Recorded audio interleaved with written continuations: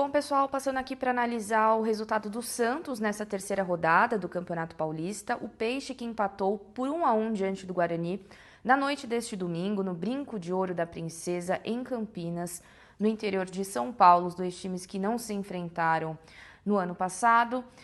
Um duelo bastante tradicional, Elano estava em campo, coordenador técnico do Bugre, o Guarani que também não vive uma boa fase, chegou a demitir o seu técnico, Matheus, e voltar atrás, então era um duelo que valia muito para o Guarani, que estava devendo para a torcida depois de perder para o Novo Horizontino, e o Santos, que vem de uma derrota para o Palmeiras na Arena Barueri na última quarta-feira, então era um jogo com um ambiente um pouco tenso, digamos assim, apesar da gente estar no início da temporada com o estadual, com um novo regulamento e que não permite falhas. E o Santos, mais uma vez, deixou a desejar, estacionou na tabela e está fora da zona de classificação.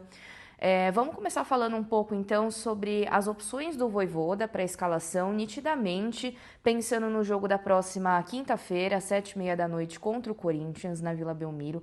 Ele poupa alguns titulares, a exemplo do Gabriel Barbosa, que se recupera de uma tendinite, já não foi titular contra o Verdão no meio da semana, então ele muda completamente a equipe que ficou muito perdida em campo. O Santos teve as principais ações do jogo, mas não conseguiu manter uma estabilidade ali no desempenho. Gabriel Brazão, começando então pelo gol, brilhou, como sempre, principal jogador do Santos na última temporada ao lado do Neymar, fez uma bela defesa de um pênalti e outras também super decisivas. Então, no momento em que o jogo estava empatado sem gols, o Brazão impediu o Bugre de balançar as redes primeiro, depois do Zé Ivaldo ter tocado a mão na bola dentro da grande área.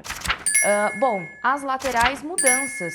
O Mike assumindo o lado direito e o Vinícius Lira, menino da Vila, que a gente fez uma entrevista exclusiva com ele sobre a preparação da Copinha. Olha só como é o destino, né? Jogou só um jogo pela maior competição de base do país, foi convocado pelo Vojvoda logo depois da venda do Souza ao Tottenham, que por sinal se despediu hoje, neste domingo, do Santos pelas redes sociais. Foi uma surpresa muito agradável, o Vini Lira, cheio de personalidade nessa estreia como titular, deve sim ganhar mais minutagens com o Vojvoda e quem sabe indo bem pegando essa vaga do Escobar como titular que entrou no segundo tempo. Na zaga sem mudanças, o Zé Ivaldo e o Adonis Frias. Destaco também a estreia do Gabriel Menino, que estava muito ansioso para jogar com a camisa do Clube do Coração. Imagina quando estrear na Vila então, estava muito empolgado na última sexta-feira quando foi apresentado de forma oficial. O menino jogou ao lado do William Arão, que fez um bom jogo, e do Zé Rafael, um pouquinho irregular. No ataque também novidades, porque o Tassiano permaneceu na titularidade ao lado do Barreal, que foi o autor do gol aos 13 do segundo tempo, com assistência do próprio Arão, uma jogada que envolve o Vini Lira também. Então, Roleiser, Barreal e Tassiano fazendo esse ataque. Um resultado que foi muito ruim para o Santos, porque o desempenho estava sendo muito irregular.